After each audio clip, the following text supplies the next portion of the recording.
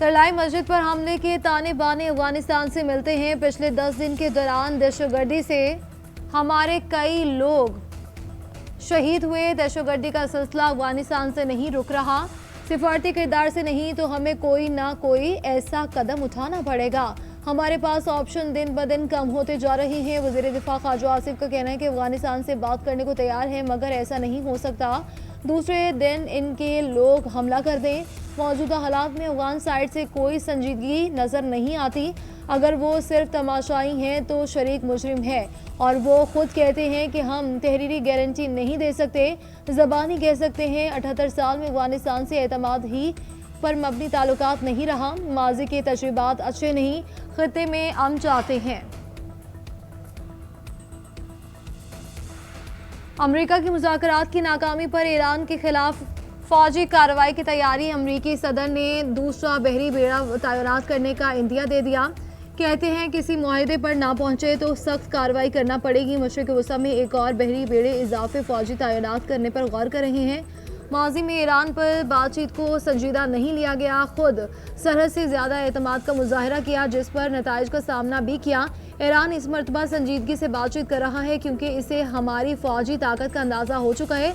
मुज़ाकरात का दूसरा दौर आइंदा हफ्ते मुतवक्की है। अमरीकी अहदेदार ने भी दूसरा एयरक्राफ्ट करियर स्ट्राइक ग्रुप भेजने पर मुशावरत की तस्दीक कर दी।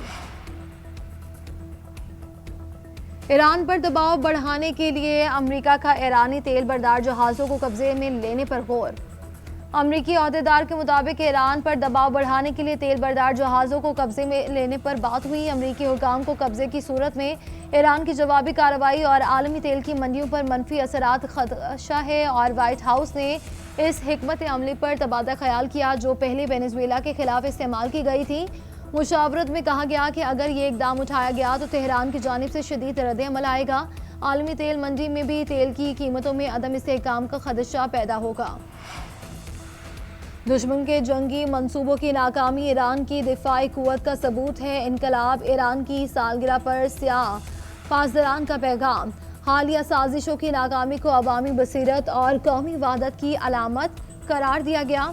कहा कि 47 साल के दौरान ईरान और ईरानी कौम के खिलाफ दुश्मनों को पे दर पे शिकस्त हुई। इन साजिशों का मकसद ईरान को कमज़ोर करना और मुल्क को तकसीम करना था। ये तमाम मंसूबे नाकाम हुए। दुश्मनों की बेबसी नुमाया हुई।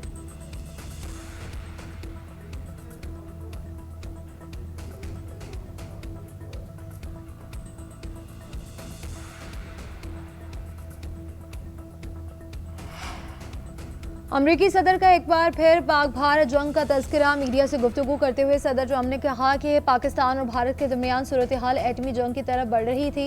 जंग में 10 तैयारे मार गिराए गए थे। मेरी राय में वो वाकई शदीद लड़ाई लड़ रहे थे। मैंने टैरिफ का इस्तेमाल करके जंग रोकी। दोनों से कहा कि जंग नहीं, तिजारत करें। पाकिस्तानी वज़ीर आज़म ने एतराफ़ किया कि मैंने लाखों लोगों की जिंदगियां बचाई हैं।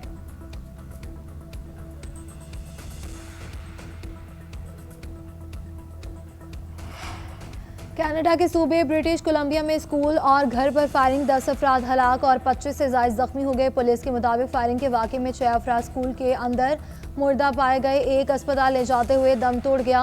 मज़ीद 2 अफराद की लाशें एक घर से मिली हैं। फायरिंग करने वाला शख्स भी स्कूल के अंदर मुर्दा हालत में पाया गया। 25 जख्मियों में से 2 की हालत तशवीशनाक है। अब मज़ीद कोई खतरा नहीं। वाक़े की तहकीकात की जा रही है।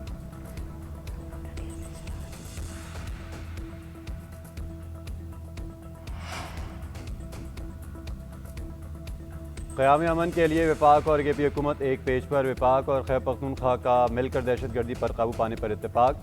पेशावर में रवां साल PSL के मैचेस करवाने का भी फैसला। कोर हेड क्वार्टर पेशावर में खैबर पख्तूनख्वा में अमन व अमान से मुतालिक आला सतह का इजलास। वज़ीर आला सोहेल अफरीदी, वफाकी वज़ीर दाखिला मोहसिन नकवी, कौमी सलामती के मुशीर, कोर कमांडर पेशावर समेत सिविल और अस्करी हुकाम की शिरकत। दहशतगर्दी वाक़यात में शहीद शहरियों और सिक्योरिटी एहलकारों को खराज अक़ीदत पेश। एलामिया के मुताबिक मालाकंड डिवीज़न में सूबाई हुकूमत के नज़्म व नस्क को मॉडल के तौर पर नाफिज करने फैसला किया।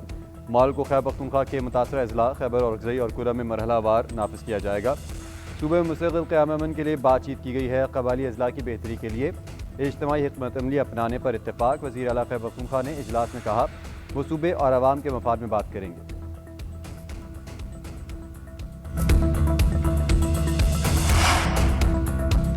वफाकी वज़ीर दाखिला का पेशावर में FC हेडक्वार्टर्स का दौरा। FC अस्पताल में ज़ेर इलाज ज़ख्मी सिपाही अदनान और इम्तियाज़ की आयारत भी की। सिपाही अदनान और सिपाही इम्तियाज़ ख़वारिज के हमले नाकाम बनाने के दौरान ज़ख्मी हुए थे। मोहसिन नकवी ने ज़ेर इलाज सिपाहियों की खैरियत दरियाफ्त की। इलाज की बेहतरीन सहूलतें फराहम करने की यकीन दहानी। वज़ीर दाखिला ने ज़ख्मी सिपाहियों अदनान और इम्तियाज़ के बुलंद अज़म के जज्बे को सराहा।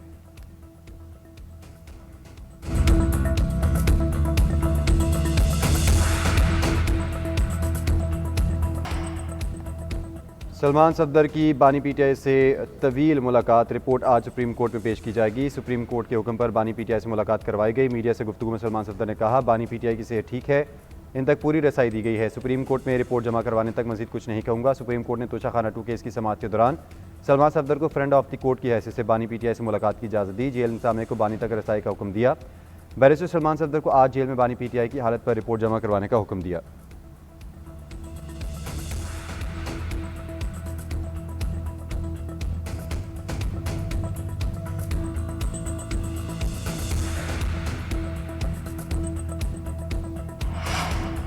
बानी PTI से मुलाकात के मामले पर सियासत नहीं होनी चाहिए। सुप्रीम कोर्ट के हुक्म पर सलमान सफदर को मुलाकात की इजाज़त मिली। बानी PTI के अहले खाना और पार्टी लीडर को आज भी नहीं मिलने दिया गया। पार्टी चेयरमैन बैरिस्टर गौहर की GNN से खुसूसी गुफ्तगू। कहा, बानी PTI के बुनियादी हकूक़ का तहफ़्फ़ुज़ लाजमी है। सलमान अकरम राजा ने कहा, एहतजाज सिर्फ जुलूस निकालने का नाम नहीं, ज़रूरत पड़ी तो हर आइनी और जमहूरी रास्ता अख्तियार करेंगे, फैसले हालात देखकर करेंगे।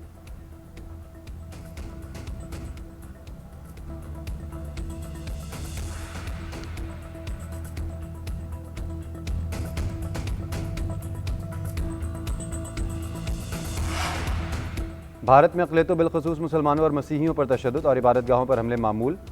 अमरीकी कमीशन बराए बैन अल-अक़वामी मज़हबी आज़ादी के मुताबिक रवा साल इब्तिदा में ही भारतीय मसीहों पर हमले में इजाफा हुआ। उत्तर प्रदेश में घर के अंदर इबादत करने वाले 12 मुसलमानों को हिरासत में लिया गया। माहिरीन का कहना है कि RSS के नज़रियाती एजेंडे के तहत मोदी हुकूमत अक़लियतों को कौमी और समाजी धारे से अलग कर रही है।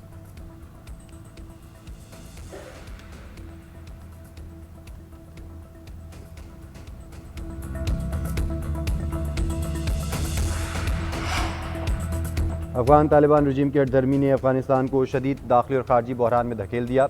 आलमी जरीदे यूरेशिया रिव्यू के मुताबिक पाकिस्तान के लिए अफगानिस्तान के साथ सरहदी इंतजाम महज कस्टम्स या तिजारत नहीं बल्कि सलामती का मसला है। अफगान सरजमीन से पाकिस्तान में दहशतगर्दी की कार्रवाई में इजाफा हुआ। सिक्योरिटी एहलकार और आम शहरी शहीद हुए। अफगान तालिबान को फैसला करना होगा कि वह दहशतगर्दों को पनाह देते रहेंगे या खत्ते के ममालिक के साथ मिलकर अमन और तरक्की के मुश्तरका सफ़र का हिस्सा बनेंगे।